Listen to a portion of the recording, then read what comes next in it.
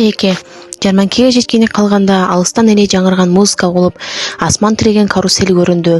Аттардын жарыш жолуна жаңы эле суу чачып кеткендиктен чаң менен гамбургердин жыты аралашып турду. Асман толо шаар учурулуп, короодо койлордун мараганы угулду. «Бир аз акча бериңизчи», деди Ферн. «Мага дагы», деди Эвери. «Ойлогон сааныма токтоп калса, курчак утуп алышы мүмкүн», деди Ферн. «Мен болсо реактивдүү учак менен башка учакты сүзүп түшүрөм», деди Эвери. «Мага шаа сатып бериңизчи», деди Ферн. «Атаке, мага короз момпосу, үстүнө сыр коюлган нан, анан малина кошулган суу алып бериңизчи», деди Эвери. «Торопойду чүргөнчө кое турулачы», деди апасы. «Жөн эле кой, балдар сейилип келе берсин», деди атасы. Жарманке бир жылда бир эле жолу болот. Атасы Феринге 2,25, 2,10 тыйын, Эвериге болсо 5-10 тыйындык, 4-5 тыйындык берди. «Бара бергиле», деди атасы. «Бул акчаны кечке чейин жеткиргиле, дароо эле куротуп салбагыла. Түшкө жүк машинанын жанына келгиле, чогуу тамактанабыз. Колуңарга тиген нерсени жей бербегиле, ичиңер оорубасын. Селкинчекке барсаңар бекем кармагыла», деди апасы. «Катуу кармагыла, уктуңарбы?» Балдар кол кармашып, секирген бойдон селкинчекти көзөй жөнөштү. Музыка жаңырып, алар укмуштуу окуя издеп, ата-энесинин жетеги, жемеси жок, эйин эркин каалаганын жасап, көңүл ачарын ойлогондо кубанычтары койнуна батпай турду. Ара былайым алар узап кеткенче карап турду да көзүнө жаш алып, «Балдарды мынтип жалгыз кое бергенге эрте эмеспи?» деди ал. «Балдар өз алдынча болгонго көнүш керек», деди Арабыл мырза. «Жарманке ал үчүн коопсуз жер». Уилбурду машинадан түшүрүп, башка кепеге киргизгени жатканда элдер чоңулуп тегеректеп калышты. Баарынын көңүлүн Закермандын атактуу торопою деген жазуу бурулдурду. Уилбур элге өзгөчө жылтырап көрүнүүгө аракет кылып атты. Жарманкедеги кепенин үстү күндөн калкаланып, ичинде чөп өсүп калыптыр. Эл алаксып жатканда Шарлотта усу менен шыпка чыгып кетти. Күндүз тубок элге салып, элдин көзүнө урунгусу келбеген Темплтон күгүм киргенче чыдап, самандын алдына жада торуну чечти.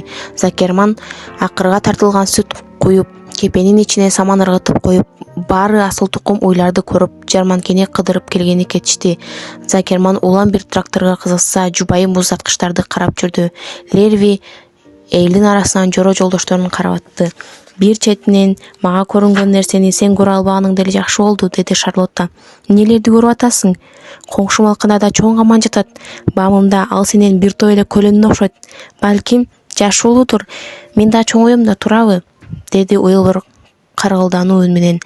«Барып жанынан карап келейинчи», деди да Шарлотта усу менен коңшу кепеге өтүп, желеси менен түшүп, камандын тумшугунун так үстүнө асылып туруп алды. «Сенин атың ким?»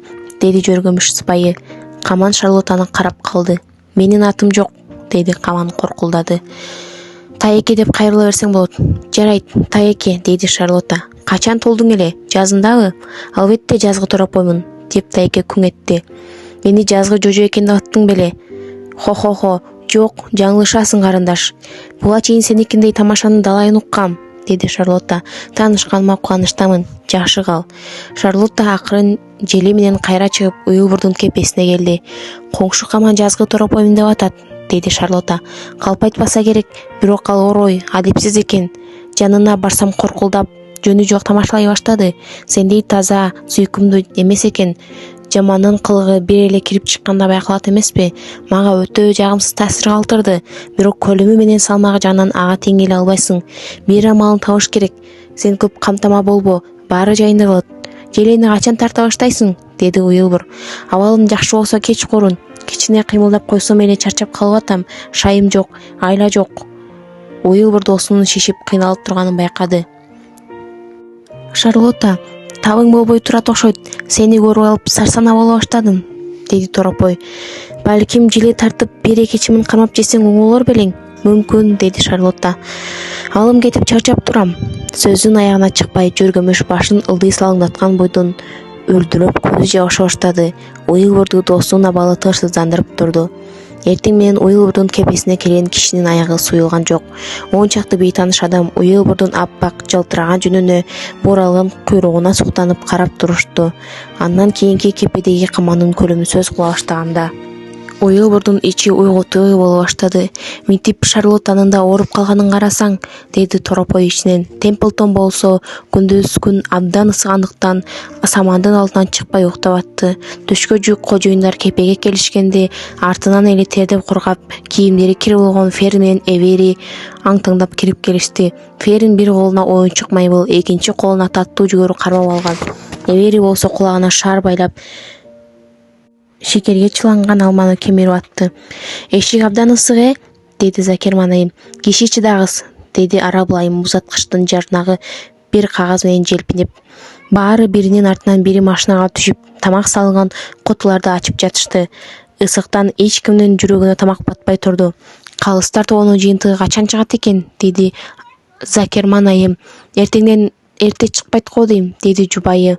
Бир маалда ары жактан утуп алган инди журканын колтуктап келаткан Лервинин карааны көрүндү. Бизге абдан керектүү нерсе алып келген турбайсыңбы, деди Эвери. Дал өзү, деди да Лерви бортко журканды чатырдай кылып калкалап илип койду. Балдар жыргап анын астына көлө отурду. Тамак ичкенден кийин оозунан түшүп жатып уйкуга кетишти.